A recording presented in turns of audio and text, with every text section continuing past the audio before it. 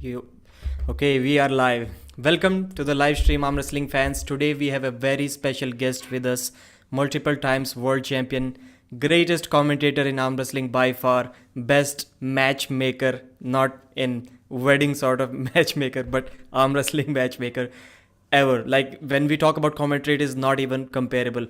Multiple times, the guys with the best connection in arm wrestling history. Welcome, Neil Pickup. Thanks for having me, mate. Thanks for the invite. So today is a special occasion. We are going to talk about primarily ARMWARS Iron House. The first video is going to be released today. Very big project for Neil Pickup, arm wrestling community, and everyone that is even remotely related to arm wrestling. So Neil, tell us something about ARMWARS Iron House. How is this event different and better than the previous one, which was awesome already? I honestly think it's better in every way. A lot. I think I've gone on record for anybody that sort of watches my channel or some of the videos that I've been on where we've talked about the reality check event, which, to be fair, was the first time we'd done a project with ARMWARS for a good few years. I want to say probably around 2014, 15 was the last time we did anything, probably 14.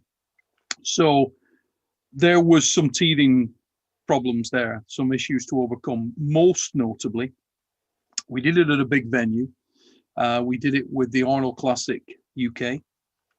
Their first show, it should be said.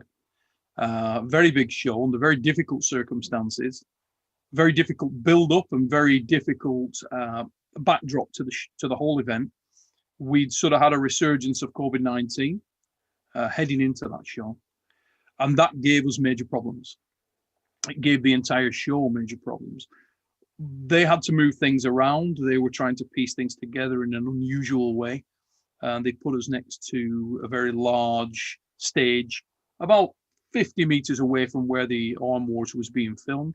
But the biggest issue there, it was running throughout the day and it was pumping out commercial music, big tracks, Beyonce Knowles, Disney songs, you name it, it was on there through the day. That completely wrote off or changed the plan and the dynamic of what we were looking to do. We were going to go live with a lot of that. It was our sort of first foray into that environment. So that created a lot of problems for us there. We had to try and change match timings and so on. Now, as you can imagine, for anybody that's seen any of the ARMWARS shows that came out of that, any of the reality check shows, and by that I mean the ones that are on the ARMWARS YouTube channel. So not the ones that went out on Supernatural Strength. I was fortunate enough to get a guy called James Statham involved. James is the ARMWARS production director now. He is an extremely talented individual. He is the type of guy that he's that rare breed of animal that I've been looking to find for a long period of time. I think I've also said in the past, I went on Gary Roberts' 24-hour live feed a couple of years ago. And I talked on there to Brad Cook from 217, the really talented lad. And I mentioned to Brad about what my aspirations were and had been with ARMWARS for some years, and why I'd chosen to stop doing the ARMWARS events on Eurosport and filming them in that way, which was primarily because of the fact that I wanted to produce the show differently. I had aspirations which were different to what we were able to do. Eurosport had their own format. They had to stay true to that. They are what they are. I 100% get that. But I was looking to reflect characters within the sport of arm wrestling, to show the arm wrestler. I have a very strong belief that people buy people first. I think characters sell the sport, or any sport for that matter. There's numerous examples of that. We all know who they are. People like Conor McGregor, who have they've actually transcended the sport. They're bigger than the environment, if you will. Arm wrestling does have some great characters in there. Not necessarily the biggest names. In some cases they are, in some cases they're not.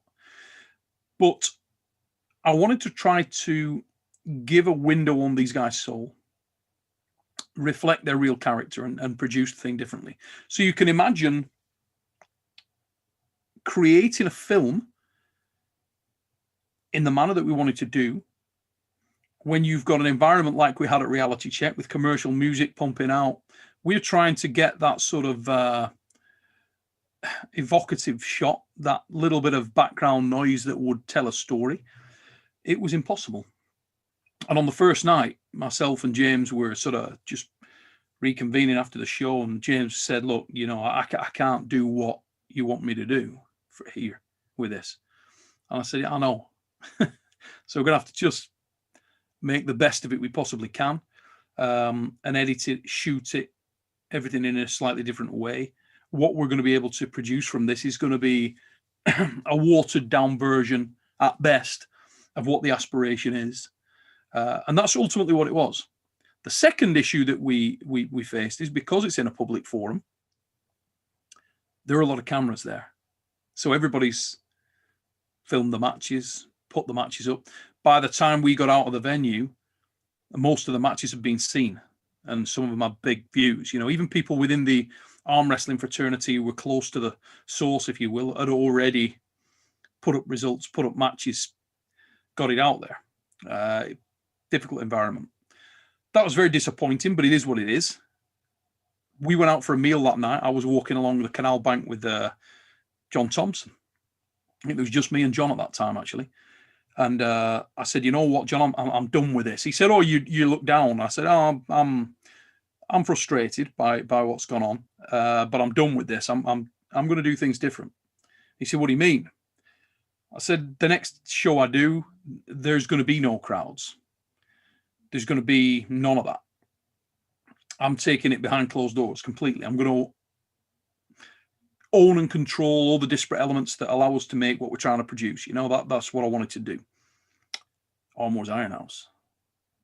The concept had been in my mind for a while, but I had to get to a situation where I could control all of control the environment, allow someone with James's talent to do what I wanted him to do and what I'd asked him to do, to be able to give the guy a chance of delivering on the concept that I'd sort of sold into him and asked him to deliver upon. And I'm very excited, Pradeep, to be right on the precipice of something that I genuinely believe is game-changing for the way in which arm wrestling can be portrayed. I'd always like to think that as a promotion, ARMWARS has been a leader, a torchbearer. It's not a follower. We were the first people to do the super match format in that environment. We're the first people to do, I came up with the concept of the running foul, which hasn't been done anywhere else. People think they understand running fouls. They really don't. The running foul's only ever been done as it was intended within the ARMWARS Super Series.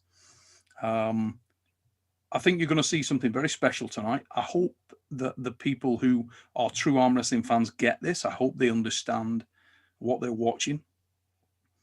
You're going to see a story. We're telling a story of two guys going into a match. It isn't the finished article, but it's another step along the road. It's definitely that.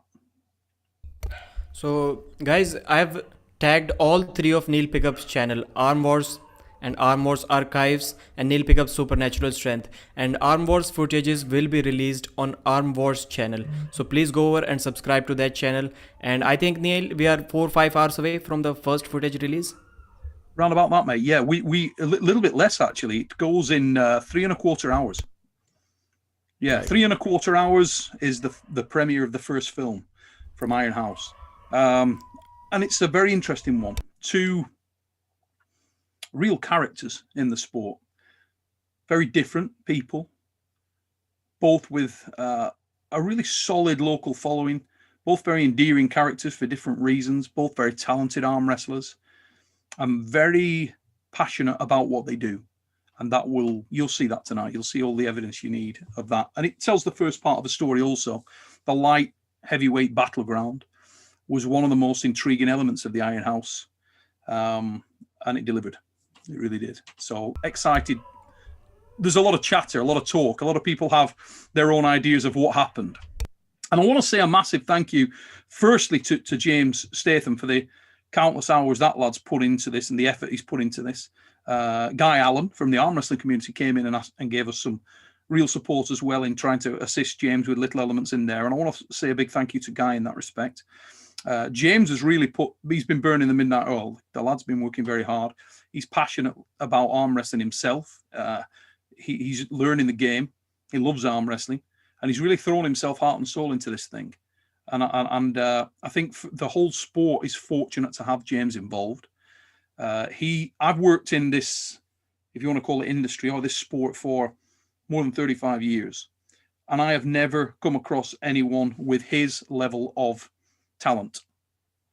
He is producing arm wrestling at a different level than anyone else. I mean, that's not a biased opinion. It's just a fact. I mean, I've worked with the biggest promotions in the world, really close. This guy's on a different level. He's in a different place. He's just a different animal. If they're a horse, he's Pegasus. You know, so Right. we're talking about a different thing, and you'll see that tonight. This is why I told you privately that whenever a new Arm Wars footage is released, I just cannot watch it. Why? Because most of the times I do not have a TV around me, and I just do not want to waste the luxurious, awesome product that James Statham is giving us by watching it on a mobile phone. I always turn it on the television to enjoy it fully.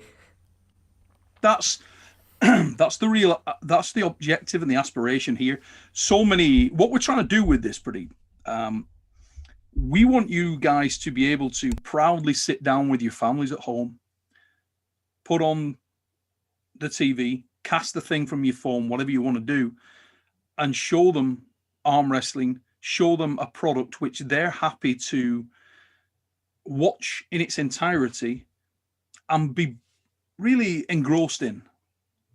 Something that they look forward to coming on, like that we've seen with the Ultimate Fighter, that we've seen with the Contender back in the day, things of that nature. This is even more dramatic. It's much more first-hand, if you will. It's much more intimate, and that will shape that as the series goes on. You're going to see more of that from different guys. Some guys embrace that more than others. Sometimes the match carries it more. Sometimes the character carries it more. It's a little bit more diverse than Reality Check as well. I'm going to say a lot more, actually. And there were glimpses of that in Reality Check, but we were very much restricted by what we could do.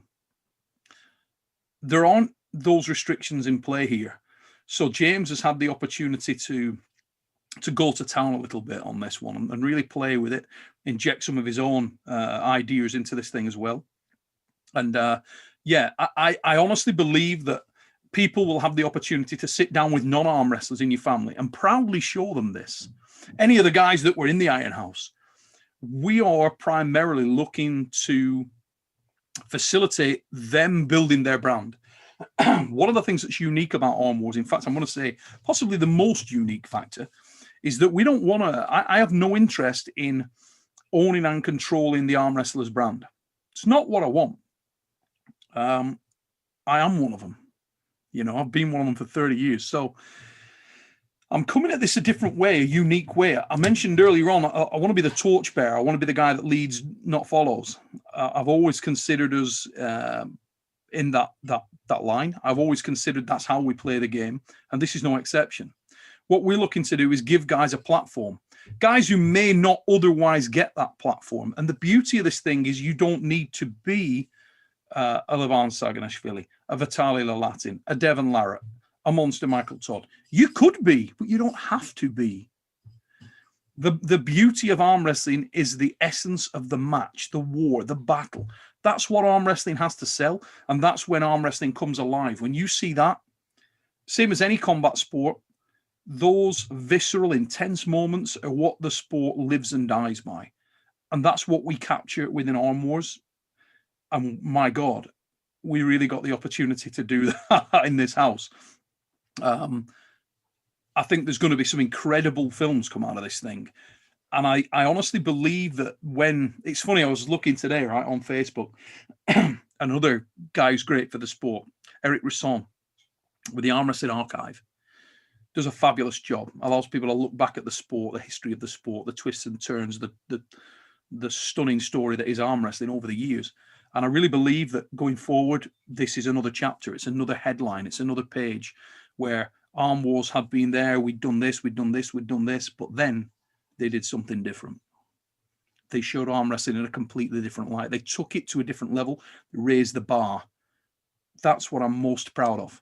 I think tonight is something different. With the bars going up, and it's going up high. And it's an opportunity for people to see this thing for what it really is, to meet the men for who they really are, and for people at home to understand that if you are that character, if you are that person who is the package, you can really arm wrestle. You're able to project your character, whether that be quiet or whether it be outspoken. We really don't care. We can capture that through the way that this thing is told.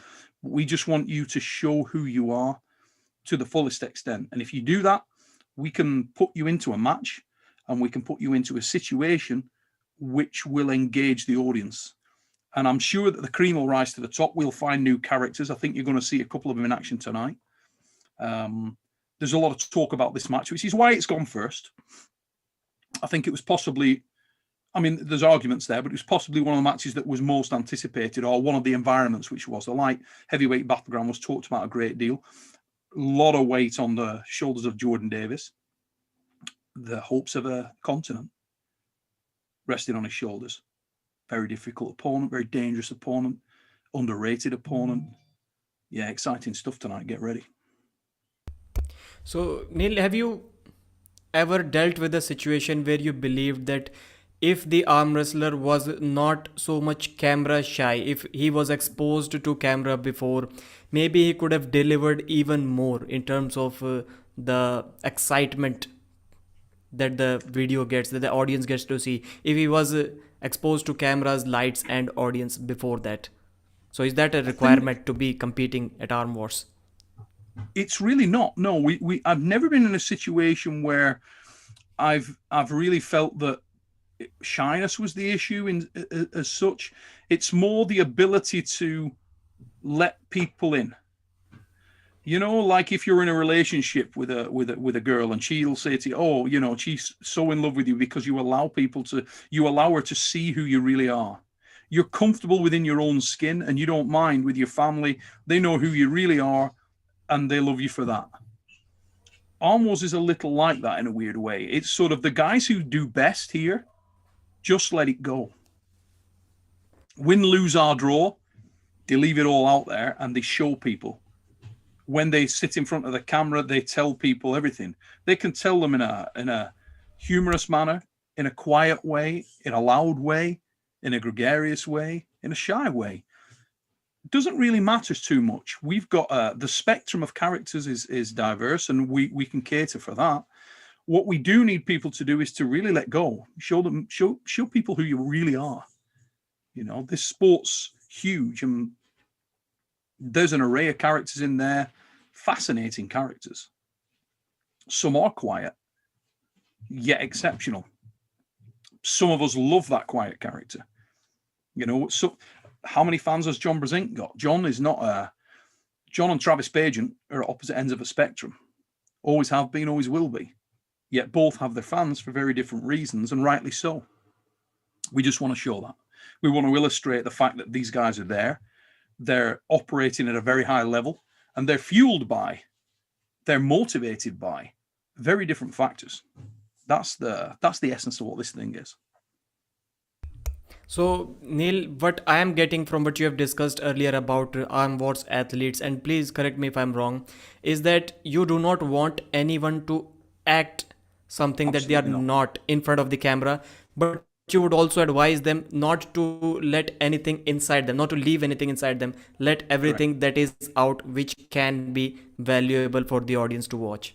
I exactly that, mate. Yes, I mean, we spoke earlier on about a completely unrelated topic, but within that topic, one of the things that I find exciting is that it's a true experiment. It's like I'm fascinated by it because I don't know what would happen. And it's kind of like that. Everybody in the sport of arm wrestling has been in there and won and been in there and lost. We've all had our ass kicked and we all know what it feels like to win a match. There are opposing sensations, opposing emotions, but both have beauty. Both are real, both exist and must be embraced. And if you can illustrate how you are in victory and in defeat, I think that's quite interesting and quite endearing and quite exciting for the audience. And I've often found that people's fans and people who are very much immersed within the sport really get that anyway. It was interesting in the house itself because some people had amazing days and some people had days that weren't as good for whatever reasons. We had injuries, we had all kinds of stuff happen. And everybody in that room, the 19 guys that were there in the house, all get it. They've all been there. And it was so very evident. You'd see that swing of emotion. You'd see people supported to the hill. It was extremely intense, but very real. The most real environment I've ever been in. There wasn't any acting. There wasn't any playing. There wasn't any, because you can't keep that table facade up. You know what I mean? If you were there 24/7 for 4 days, you run out of gas. There's no time for a false face there. You got to be who you are. And everybody who was in there was who they were. We got to see some of the most incredible arm wrestling matches I've ever seen in 30 plus years. Some really great stuff. Guys competing till there was nothing left and you can ask no more. And I wasn't in the room myself for a lot of them, but James assures me that there was some of that went on in the interview room as well, which is an intimidating scenario when you're asked to go into a darkened room with a guy you don't really know, sit in front of a camera, he pitches questions at you, and tries to bring you out of yourself and tries to get you to tell your inner feelings about a match. Some people react one way, some people react a different way. As I said before, the cream will rise to the top, and the guys who have the ability to let that go, whether they're the biggest names in the sport or not so much, I think will become the stars of arm wrestling. YouTube's already showing us that. There are people that the casual fan gravitate towards for whatever reason, and I think that's going to continue. I think post-COVID pandemic, the world's a different place. Arm wrestling's a different sport. And hopefully ARMWARS has evolved a little bit in the right direction, and I think it's quite an exciting project. So, Neil, one thing that I didn't get, why did you keep the location, the venue secret before the match, and I guess even after the match? I'm not sure if you have revealed what was the location till now. No, we won't reveal what the location is at all. But why? Because the ARMWARS Iron House is the ARMWARS Iron House. People don't need to know where it is. All they need to know is that it's where it goes down. And the guys that were there kind of liked that. They liked the fact that they were just going to arrive at the airport, be picked up and whisked off to some secret location that was just full of killers, just full of guys that were headliners and guys that were just coming into the sport and trying to become one of those headliners. There was a real mix of people in there, and it was a very, very interesting environment for a lot of the guys there, both ways. The guys that were the bigger names maybe felt like they had more to prove. The guys who were coming in there and they were the hunters, not the hunted, seemed to be bristling with energy and enthusiasm. And it's amazing what that can create. When you put those guys together in that kind of mix, it's really interesting. And I'm very excited about the Iron House concept, and Iron House 2 I think is going to be even better. I think we're going to go up a notch. Yeah, I want to go back to a topic that we discussed earlier. You were mentioning about the level of an arm wrestler. You do not need to be a Levan or Devon or Vitali. And I'm kind of pretty much in line with that thought also, because the most important thing, of course, the names are also important, but even more important is the quality of the match. And I believe that any match can get viral. We have a lot of examples. Like the other day, I showed you a clip from India. It's like Yes. a 16, 17-year-old boy, 50 kg, hardly 55 kg. And he just published a video, my performance at Chhattisgarh State Championship. And that got like 3 million views. I'm quite sure there are not 3 million arm wrestlers in India. That is quite sure. but still people Well, watched it because think some about of the it this matches were way, good. Pradeep. If you look at the sport of arm wrestling, okay, there are the names that you know and that we all know that are on the tip of every fan's tongue. And then there are another set of guys that you don't know, but in many cases are phenomenal arm wrestlers. It's just that people don't know they exist. Kazakhstan is full of them. Turkey's full of them. Russia is full of them. Ukraine is full of them. Georgia is full of them. But you don't know they are unless you are a hardcore fan who's ingrained within the sport. USA's got them. We've all got them. Every state's got guys there that we think are really serious arm wrestlers. And yet people don't know these guys. That's already told you the answer to the question. You do not necessarily know who the stars of this sport are yet. They all come from somewhere. I believe we will continue to find them in Arm Wars. Devon Larratt came from Arm Wars. That's where he came from. We started his professional career. And at that time, nobody was excited. I was very excited, hence the moniker No Limits. I saw a lot in Devon. Others too have come up through that same route. I think there's a new crop of guys set to emerge. I think there's lots of guys out there who haven't had the shot yet. I'm dedicated to trying to unearth these characters, to try and unearth these individuals and put them into a very unique showcase, which will allow them to proudly go out and seek sponsorship, build their brand, give them opportunities to do something with their likeness, with themselves, and to really get themselves out amongst it. I was speaking to John Thompson, and he was saying, my God, since I got on the Arm Wars roster, it's made a massive difference in terms of recognition. John's warming up. My God, there's a lot more coming from him. Ray Lipin just said similar. I was always Coach Ray, but now I'm getting seen as the athlete. Wait till you see what comes from Ray in the Iron House. These guys are at their best here. And what that shows you clearly, shows me clearly, shows us all clearly, and maybe themselves as well, is that they may have more inside them than they know. You know what I mean? They might have more appeal than they currently realize. They might have more potential to attract fans than they realize. And I honestly believe that's the case. You see guys that, for whatever reason, just excite people, intrigue people. They want to see that guy arm wrestle again. They love them. They hate them. We all know who those guys are. I want to find more. They're the essence of this thing. So that's what we're going to do.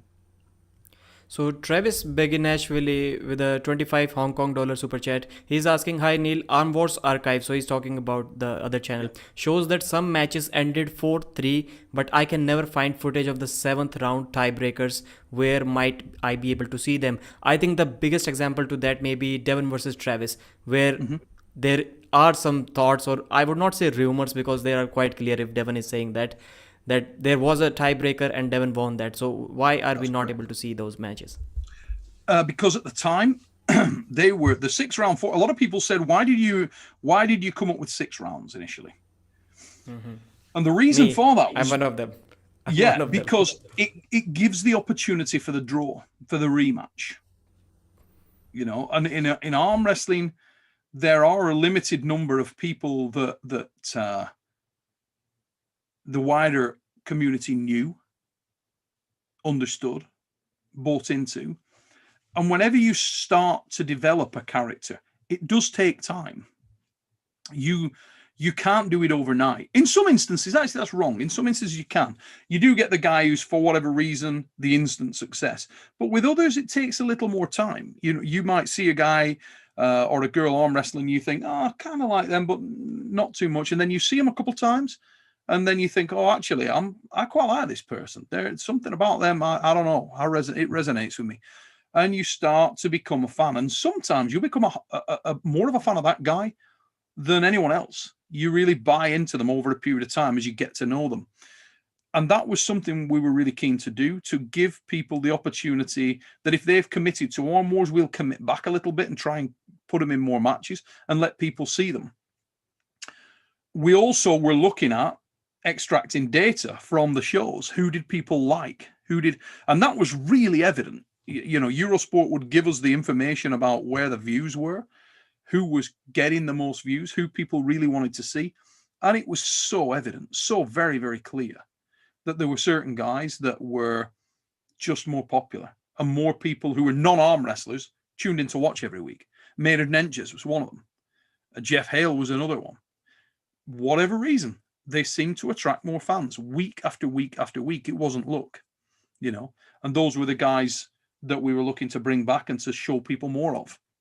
The draw gives a good opportunity for the rematch, where everybody, the scenario in combat sports where you see a fight that's an absolute sling fest, and it goes in there and it's a split decision or something like that.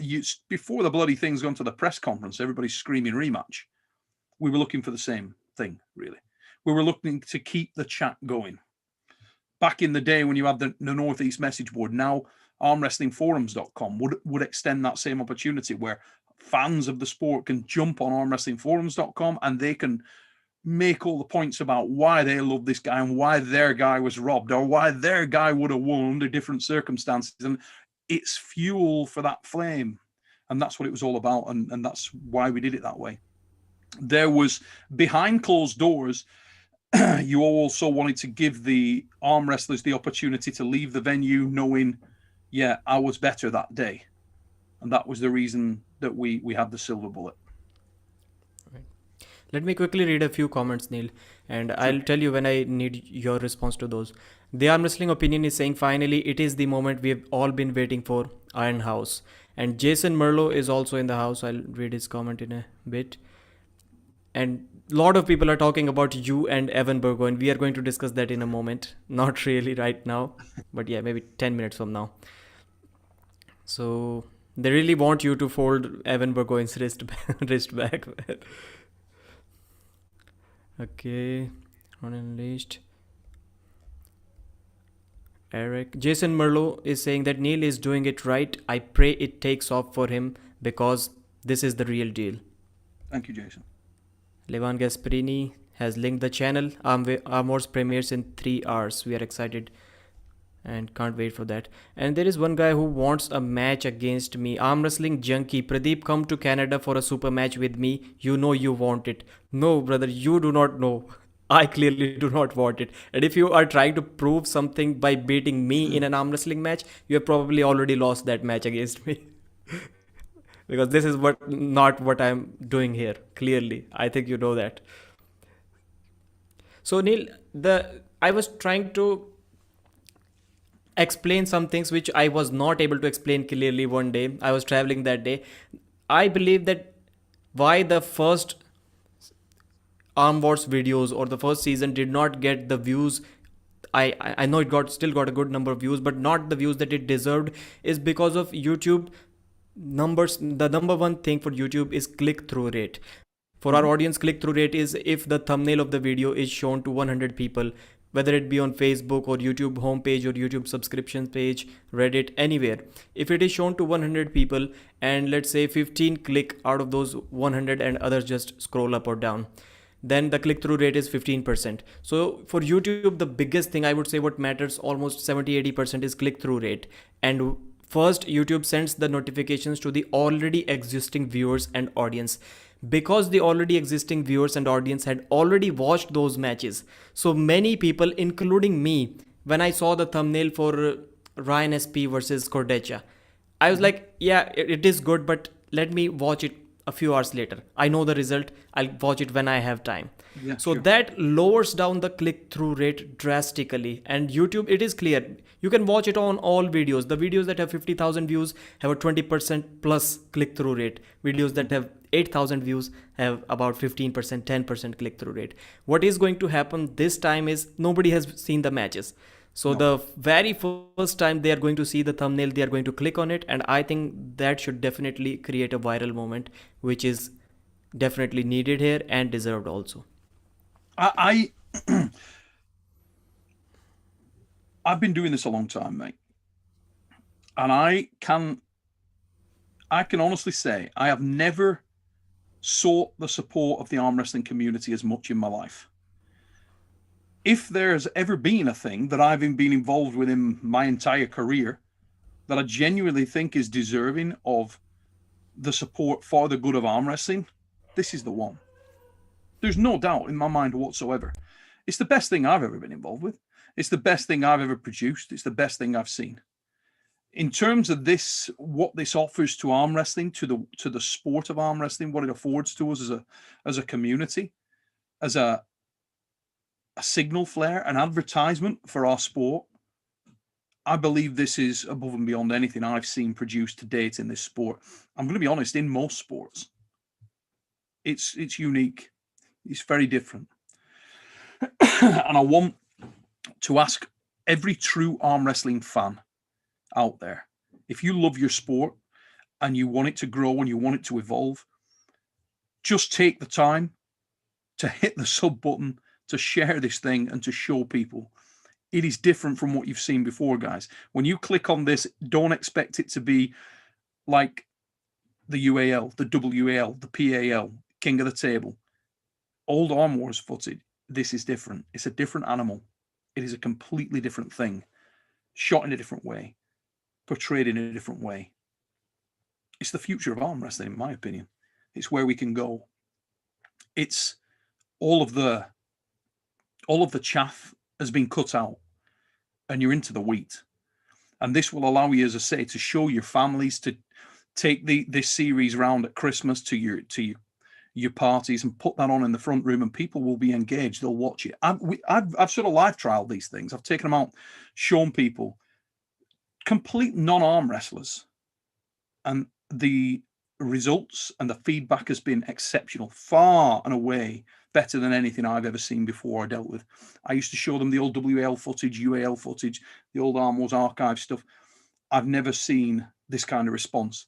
I've never seen so many people from a completely non-arm wrestling audience or background say, holy shit, that was really good. That was really engaging. I wanted to see more. Where can I see more? I'm just hoping that the arm wrestling community feels the same. They get behind this thing.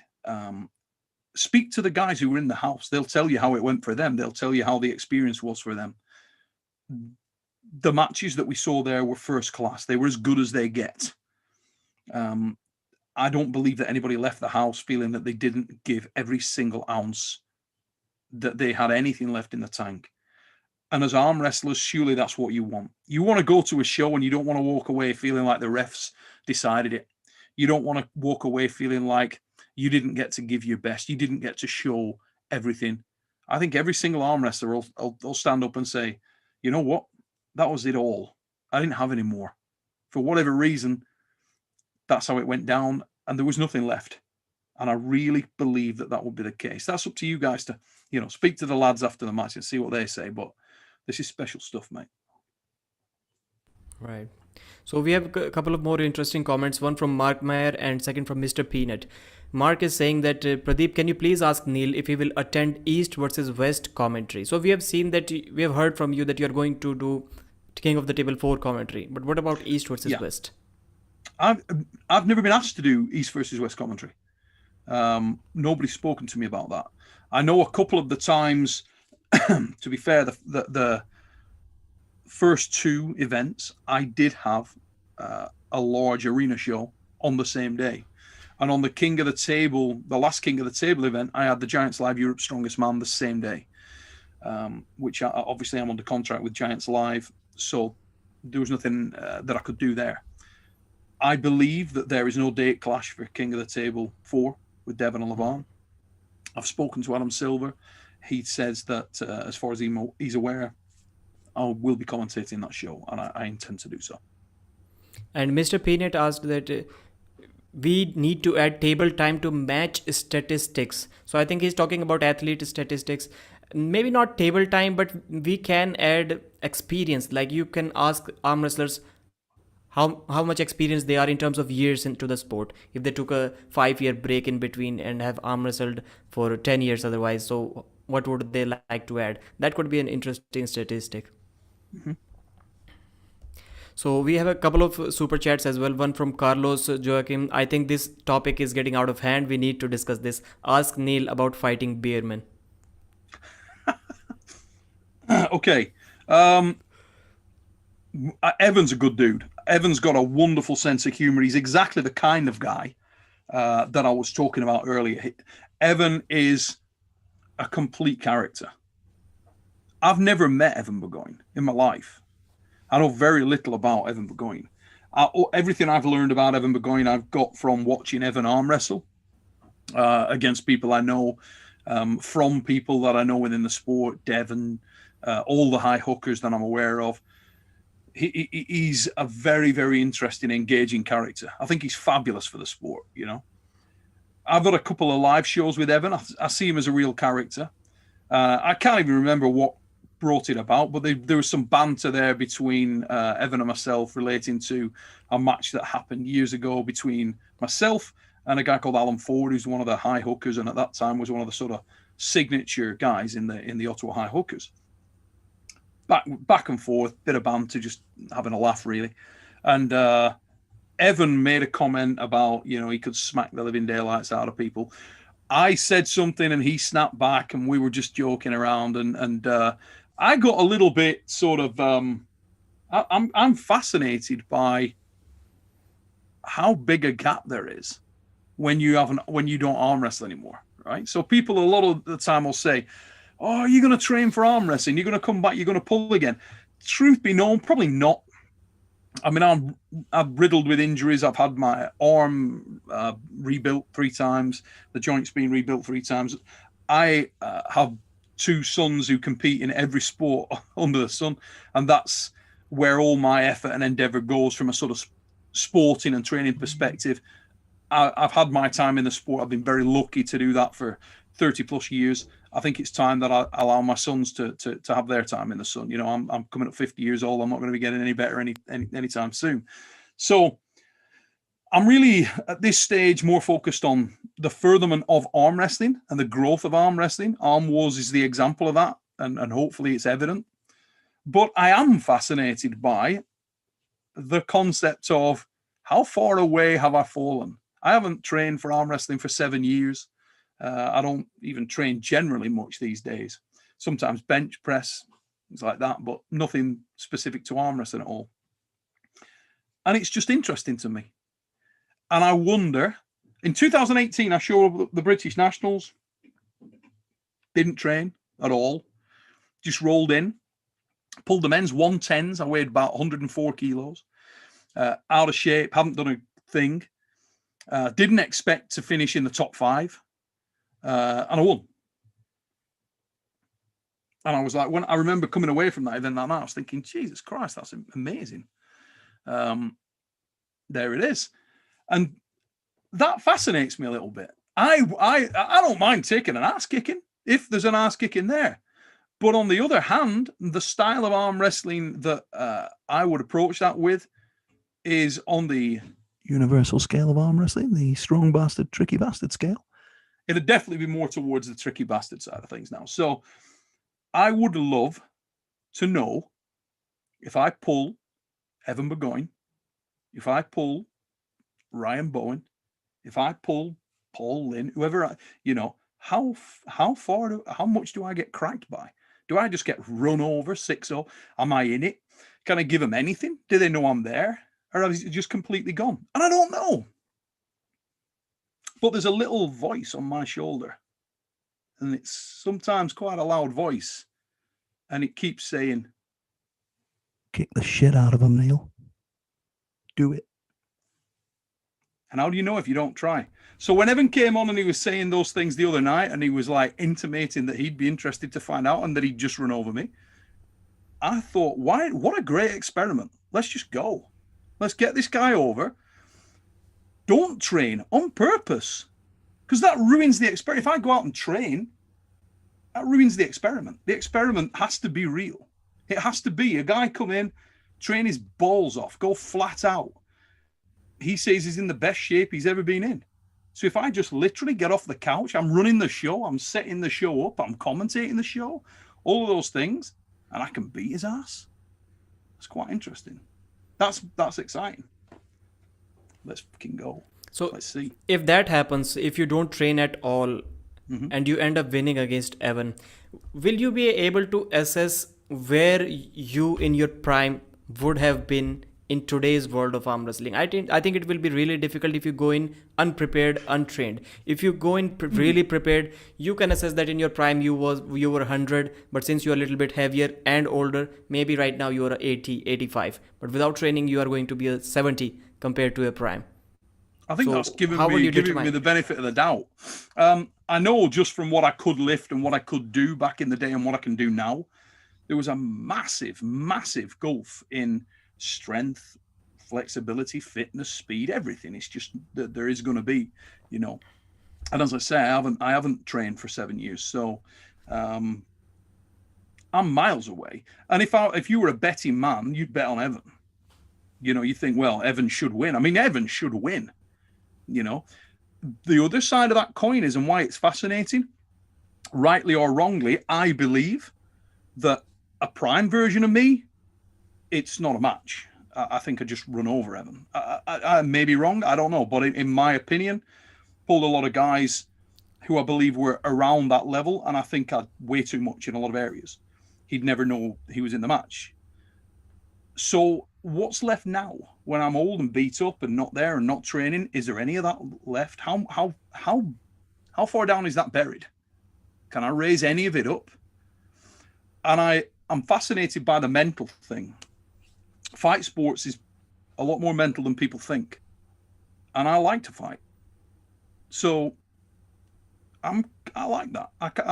I know the steps. Whether or not I can still execute those steps, I really don't know. I have no idea.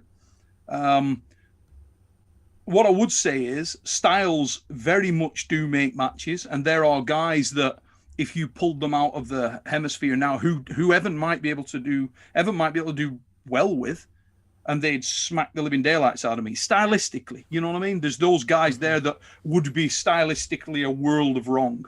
If the guy was blisteringly quick, for example, a very long levered top roller who's blisteringly fast, it's a terrible matchup for me right now.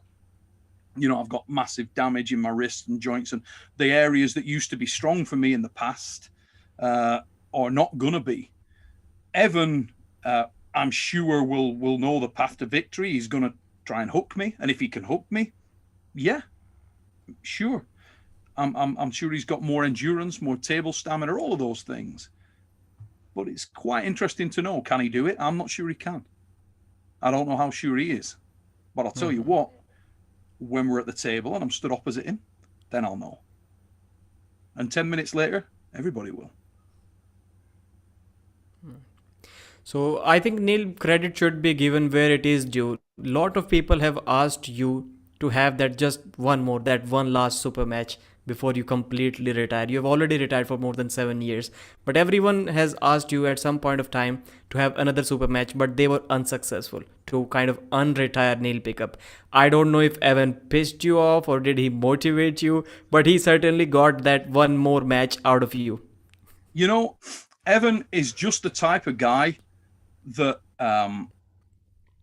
does motivate me in this environment, because Evan's a great character for the sport. He doesn't get a lot of opportunities. I think he's really entertaining. I think he can really arm wrestle. I think he understands arm wrestling good.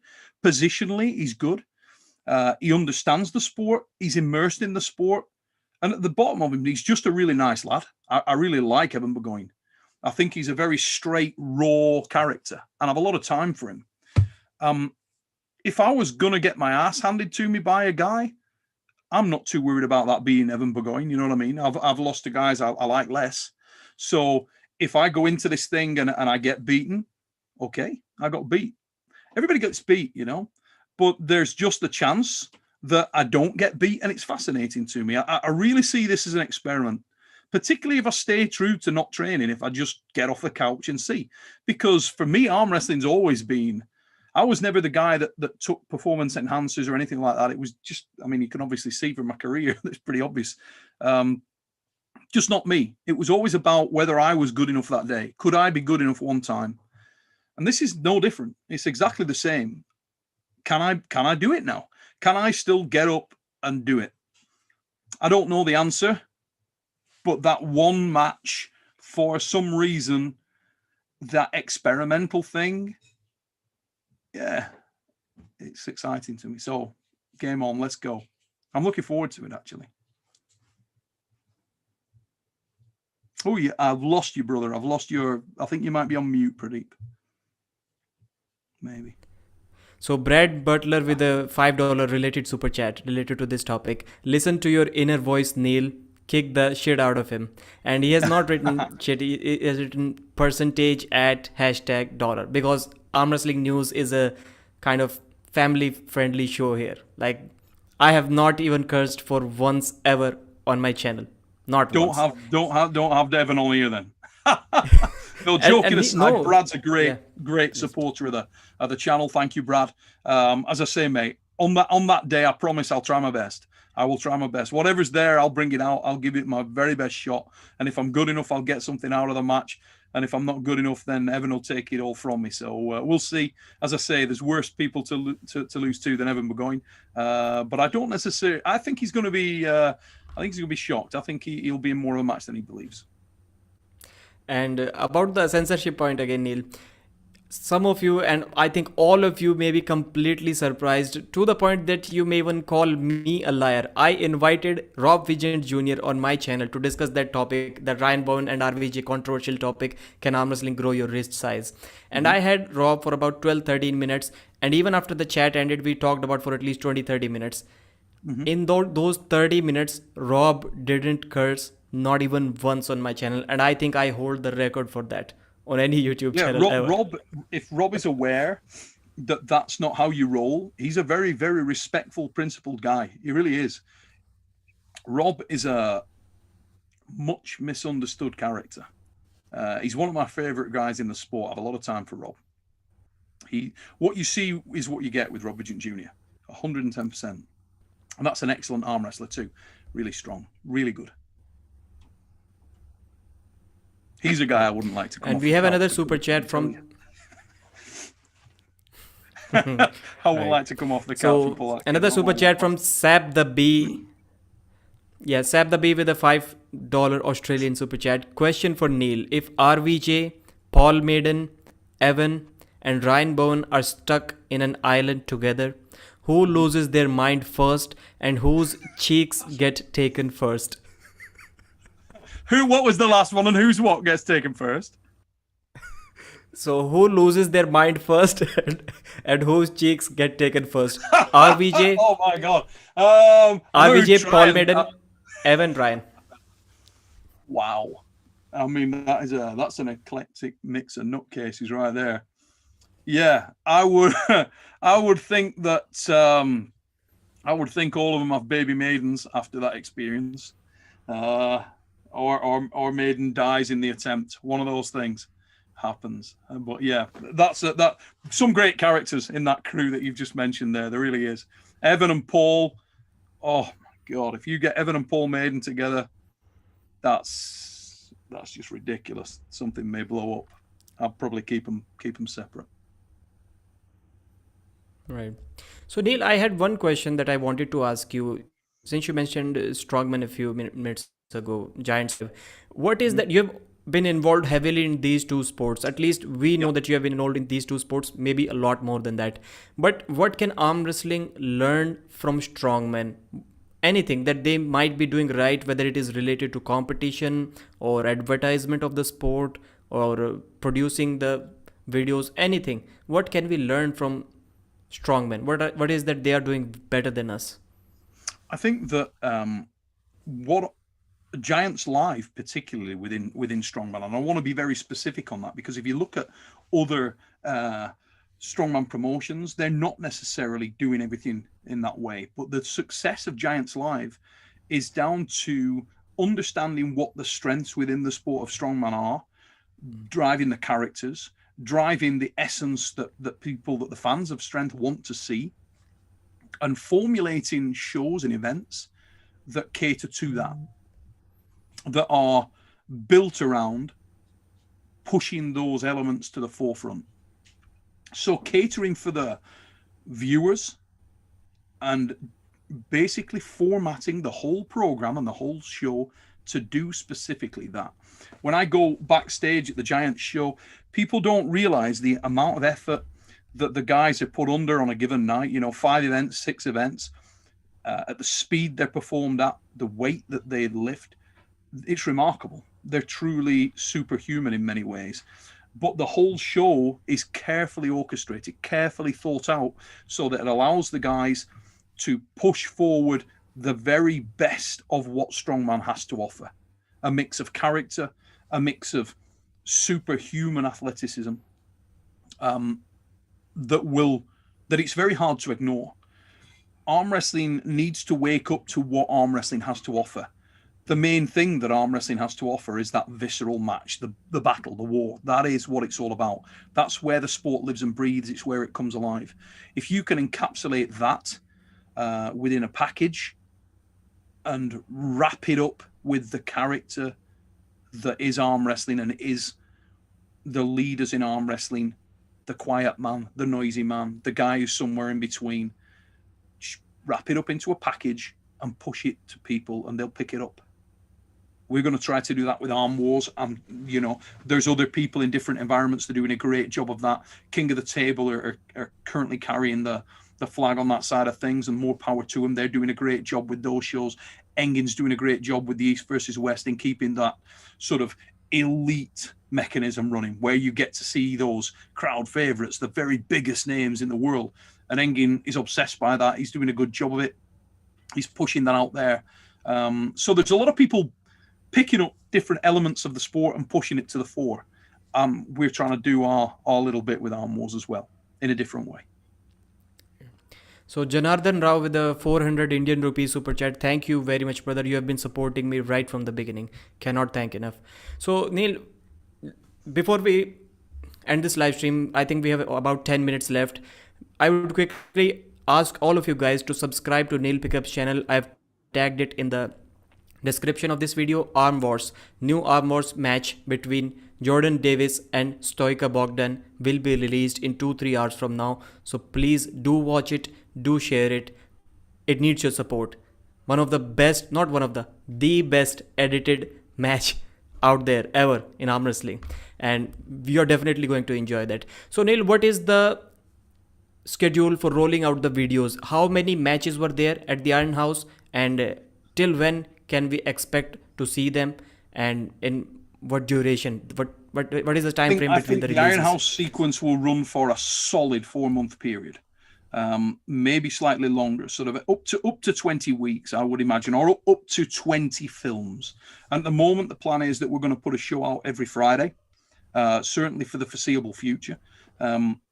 James, you'll see when you see the film tonight, it may not be immediately evident the amount of time and effort that's gone into that, but it is really significant. He's done something that's very unique. A lot of people don't go that far. It's always the tipping point between quality and what makes commercial sense, and that's always been something in arm wrestling and in any endeavor, in any sport. James Statham is a perfectionist. I will be cracking the whip and saying, we need to get it out. And that guy will be pulling an all-nighter trying to make it that little bit better, because he's a fan of what he's doing, and he's proud of what he's doing, rightly so. And he produces wonderful things that will last forever. It's a labor of love as well for him. But he deserves that payback. And I hope that people realize the effort that has been put into the whole parcel that is Arm Wars. And we make no mistake about it, guys. Everybody out there in the chat, anybody who sees the show, we're trying to make this bigger, better. We're trying to project it much further. We got big aspirations and big plans. We've got small budgets. We're looking to attract sponsors that we want to really deliver upon, ideally within arm wrestling, if possible. Anybody who wants to do that, please email me at armwarsinternational@gmail.com, or at the Supernatural Strength. Message me through any of those platforms, and we'll talk to you about the possibilities there. We're looking to make it better for everyone. We're launching channel memberships probably on Monday. We'll be putting some channel memberships out, certainly early next week. People will have the opportunity to do that. Within those memberships, there's going to be a couple of elite tiers which are quite unique, and they're going to have the opportunity to become influencers influencers in the channel to speak with myself and James on a monthly basis. We'll have sort of a 60-minute members only chat with those guys, and they can question us directly on anything, speak to us, and we'll give them as much insight as we possibly can. In terms of the way that we're going to roll out the shows, we're going to try to do it in a linear fashion, in a fashion that allows people to see the story within the story, how things went down for real in the house, where the priorities were. What I would say is, don't feel like the foot has come off the gas after 5 weeks in. Some of the best matches here are late in the series as well. There's some incredible twists and turns in Iron House, in some weird stuff that you just thought, well, I didn't see that coming. Just weird things that you would not have expected.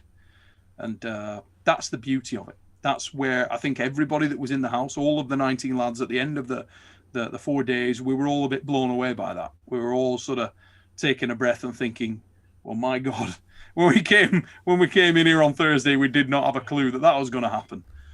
That's real life. The twists and turns are often the most wonderful things in life, and you would definitely get that with Iron House. Right. So you were also mentioning that about membership, where people can talk to you in a chat or privately. Speaking of which, we have a chat from Aaron Castillo. He commented about 20 minutes ago. I hope he's still here while we're discussing it. Hey Neil, as a avid arm wrestler and also a video production professional who would like to help with Arm Wars, how could I contact you directly? You can contact me through the Supernatural Strength channel.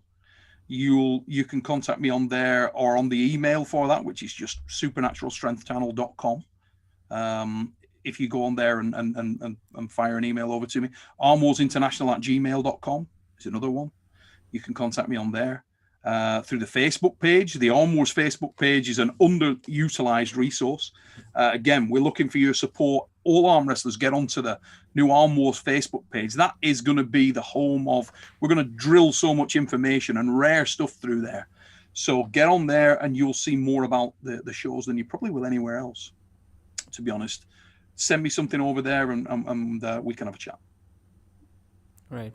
So Janadar Rao with another 400 Indian rupees super chat. Thank you again, brother. Since Neil is the bridge between arm wrestling and strongman, thoughts on getting Eddie interested in arm wrestling again?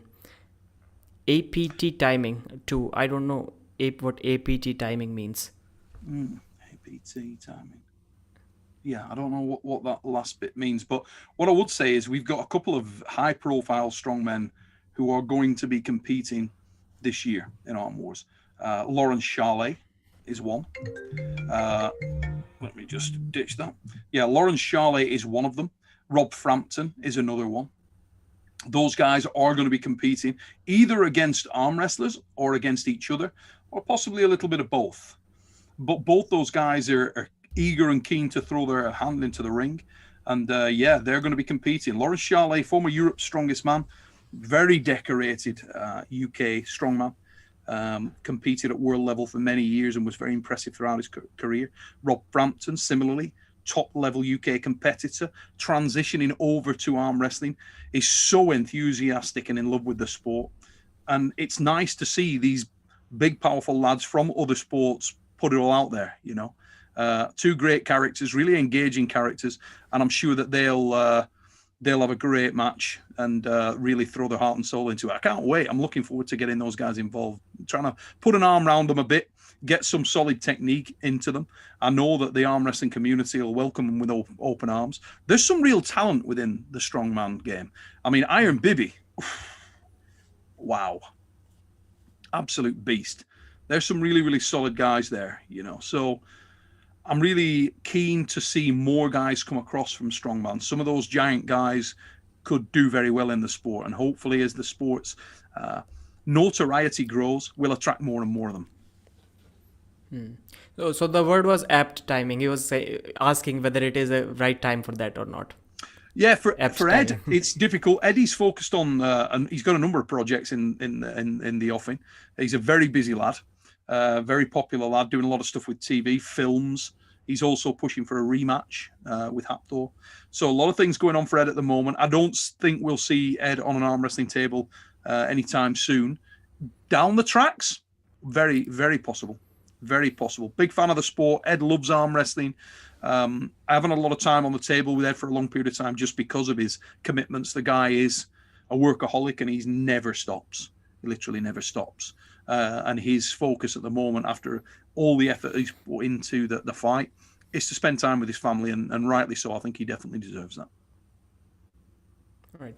Neil, do you have 5 minutes to discuss another event? Because there is one more event coming on 23rd, the California State, is it California? Arizona State. Tim Talmadge. The event, Arizona State Arm Wrestling. Arizona State. So, Tim's I want a to good dude. know your thoughts about that.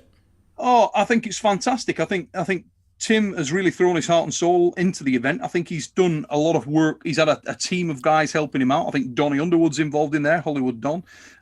Obviously, he's got some European interest over there with Ray and Giannis, which has attracted a great deal of interest. I think Ray and Artem Taranenko is overlooked. I think everybody sees Corey Miller and Giannis as the headline. I'm massively interested in Artem and Ray. I think it's going to be a great match. So, superb card in many ways. And this is just another example of what I was talking about earlier on. If you look across the sort of the breadth and depth within the sport now and the stuff that's going on, when we do the fix on a Sunday night, it's very rare that we don't have a big match to talk about. I mean, thank God we've got you as a resource in this game, telling everybody about what's happened, because for a normal person, you couldn't possibly keep up with it. There's so much going on. There's so many things going on that it's remarkable. It really, when the pandemic sort of closed the sport down for so long, it changed the environment, but it came back with a vengeance in a different way. And I think that Arizona State is a typical example of what we've seen, where someone like Tim, who's a veteran puller, veteran in the sport, he's really immersed in the sport, doesn't get the recognition he deserves, doesn't get the thanks, as I'm sure so many people are in the same situation.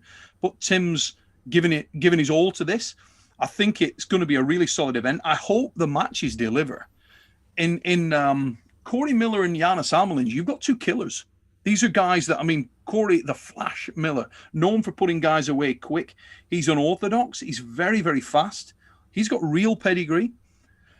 My question would be whether he is fast enough at this stage of his career to be able to really put Giannis into a compromised position. Giannis Armelins is extraordinarily experienced, very versatile, underrated in terms of his strength. He is one of the best, most cerebral, most technical top rollers that the game's ever seen. And his ability to snap control into the hand and wrist early in a match is second to none. He's extraordinarily good at it. So if the strength gap is close, I would definitely lean towards Giannis because of his professionalism is the right word, really. Experience and professionalism. I think Corey Miller is a very viable opponent with real pedigree who does represent a threat to Giannis. But look, to me, I would say look for Giannis to take control of that hand and wrist early and put some bullets into him. Good match. Looking forward to that. My favourite match on the card, as I said earlier on, it's got to be Artem and Ray. Ray is perfectly designed for getting into serious trouble at an arm wrestling table, but perfectly built to dig his way out of some serious holes. Artem Taranenko, I think, is a guy that is hungry for success, extremely hungry for recognition, wants to be seen as that upper tier and to make moves into that environment. I know he's pushing very hard, and he thinks this is his time. Ray is a very, very significant test, and I expect that to be a battle. I think that could be the match on the card. If you look at Wayne Withers, Don Underwood, that's a match which is very hard to predict. If you look at physicality, you would lean towards Wayne Withers. Very big man. A lot of experience. Very active. Has pulled extensively over the last 2 years. He's been one of the most active super heavyweights in the game. Don Underwood, resurgent, really needs some wins under his belt. He's been struggling of late. A win over Wayne would really re-inject some venom into the guy's career. it's a notable win. And both great guys, totally opposing styles. Wayne looking to sort of capitalize on the reversing top roll and dominate from there with the height and the long lever. Underwood looking to finish fast, looking to get the quick kill. Don also has a little bit of a hook on him, so could be an interesting one there. I would say that's a 60-40 in favour of Withers, I would think, just because of the scale and the confidence going into there. I think Wayne will be very confident. Don is an emotional individual, and he may be asking himself some questions. I'd love to see Don Underwood do well in that match. I really would. Robbie Topi, Passmore. Wow. On paper, all about Robbie Topi. Passmore, huge reputation. Before he suffered the injury, was on the tip of everybody's tongue. He was the up-and-coming guy. Since the injury, for whatever reason, lost a little momentum, little less active, understandably so. On the left arm, Robbie carved himself out as one of the top guys in the United States. It's a banana skin for Robbie. I expect Robbie to be able to take the hand and wrist. Has he got the horsepower to finish Passmore? I'm going with Robbie, and I think he'll put a lot of fatigue into Paul's arm. But again, exciting match, and I want to congratulate Tim on putting together a great card that's really, really exciting. I'll certainly be trying to tune in. Right, and guys, that pay-per-view is on Armwrestling TV, the biggest YouTube channel, YouTube Armwrestling channel. It is a $6 pay-per-view, so please support that event as well. And one final question, Neil, and I wouldn't even try to hide it. This is only because I can extract a clip out of that and get the channel rolling. A quick thought about Devon versus Levan. Do you think that Devon is kind of worried? Or because I'm asking you that question for two reasons. Number one, Levan is not responding to Devon at all. This is, I think, the first time that is happening to Devon Ladd. Second of all, I think right now, that may sound strange to many people, but Devon Ladd is the most hated arm wrestler also. He's also the most loved arm wrestler, but he is also the most hated arm wrestler in the world.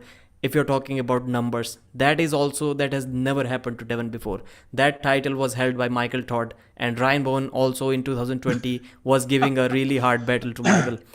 Both of them have started getting a lot of love right now. I'm talking about Michael and Ryan.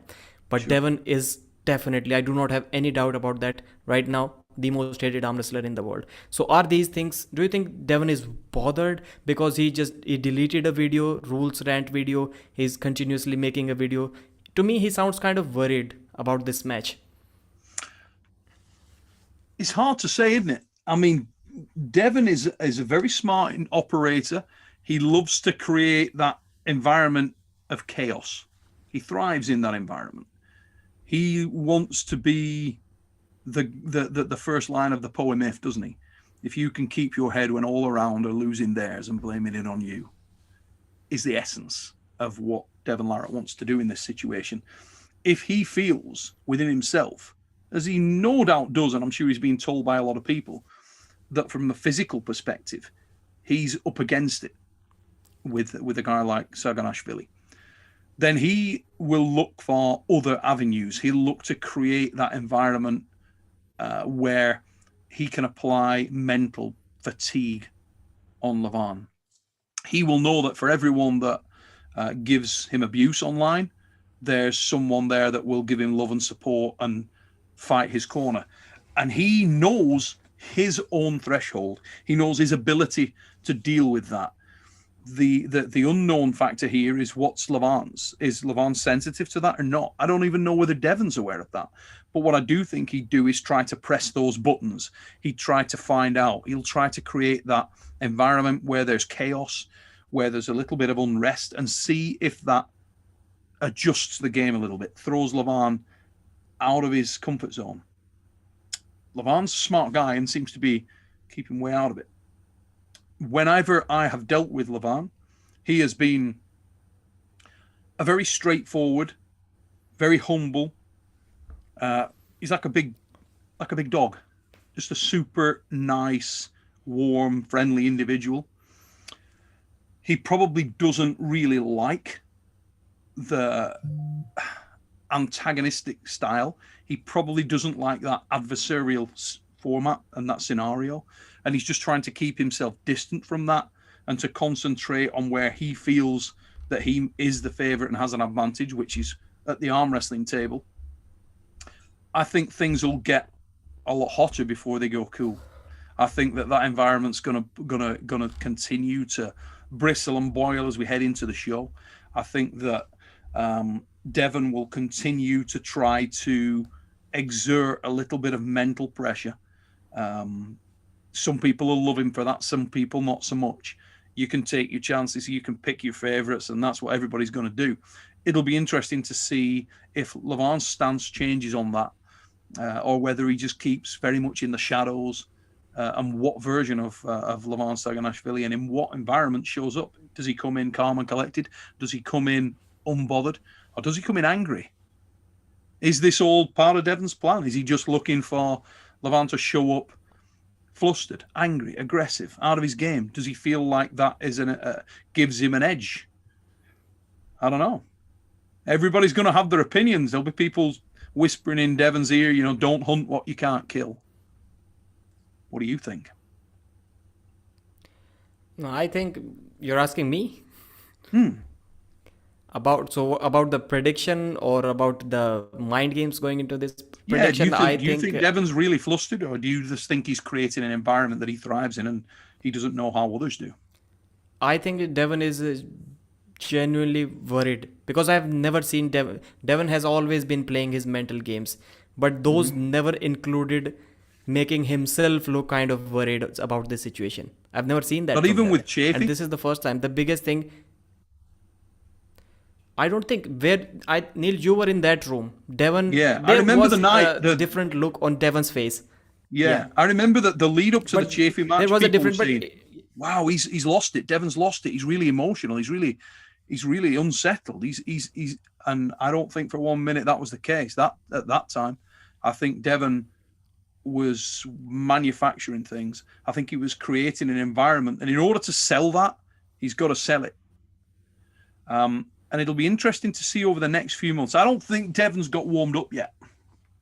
I think Devon is skilled in the art of mental warfare. I think he likes that environment and he likes to try and press buttons. And I think he'll experiment on the build-up to that. I'm keen to see what the approach of Levan is and whether Levan just stays completely out of that, distances himself. It's difficult to hit something you can't see, isn't it? If you're getting nothing back, if you're trying to antagonize someone and you're getting nothing back, it's hard to keep focused on that. You need another plan. How does that affect Devon? Does that affect Devon? It's a fascinating scenario, really. As long as it doesn't derail the match, I'm not too concerned about it. I'm going to just let them play the games, let them do the thing. What I really want is for when the guys meet at the table, it doesn't descend into some kind of strange situation where we don't see it decided by arm wrestling. I want to see this thing deliver on the magnitude of the match, that it is arguably the most notable match, certainly in the last decade, and I hope that it delivers upon that. Yeah. It'd be kind of a travesty if it didn't. Right.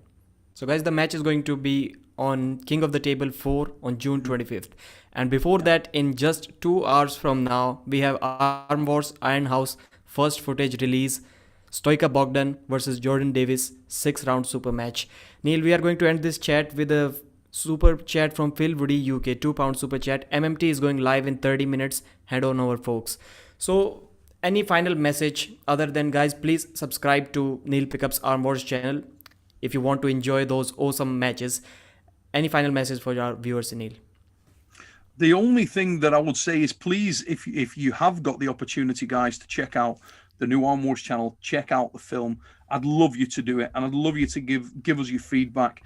I really hope that everybody enjoys what we're trying to do here and understands what we're trying to do here. It's something different. It's kind of a mental check. Get your head out of normal everyday tournament arm wrestling, and see this as a lasting symbol of arm wrestling at a time. It's recording something that happened in our sport, an example of what our sport is about, and reflecting it as something that can sit there and is a point of reference for these men ongoing. People can come back in 20 years and look at this thing and think, you know what, that was ahead of its time. And I hope it was, and I hope that we can do much, much bigger and much, much better going forward. And I'm probably going to jump on a live myself tonight, straight after the show. I'd love if anybody has the opportunity to come on there, and I'll do a little Q&A on there. You can give me your feedback, let me know your thoughts on there. I'll probably on for 20, 30 minutes and see what you guys thought about it. But thank you, Pradeep, for inviting me on tonight. Thank you, everybody, for taking the time to pay interest to Arm Wars and to check it out. I hope you enjoy the show. We've tried really hard. And thank you, James Statham, for everything you've done, mate. Thank you very much, Neil. Always a pleasure. People are saying that this is the first time they are seeing Neil and I talk together. Like you and me, that combo on YouTube is the most. I have been requested a lot to be on your fixed show or to invite you on my show. People would love to hear that. Maybe because of the slight difference in opinions, but this is actually the second time you have been on my channel, and that is just amazing. Amazing. Cannot believe that I get the chance to talk with legends like you. Thank you very much, Neil. Hey, mate, thank you, and all the very best of luck with the channel. Hope it continues to grow. Keep up the drive, mate. All right, thank you. Bye bye, guys. Please subscribe to Neil's channel, give this video a like, and share it everywhere you can. Bye. This stream will be ended. Yep. So the stream has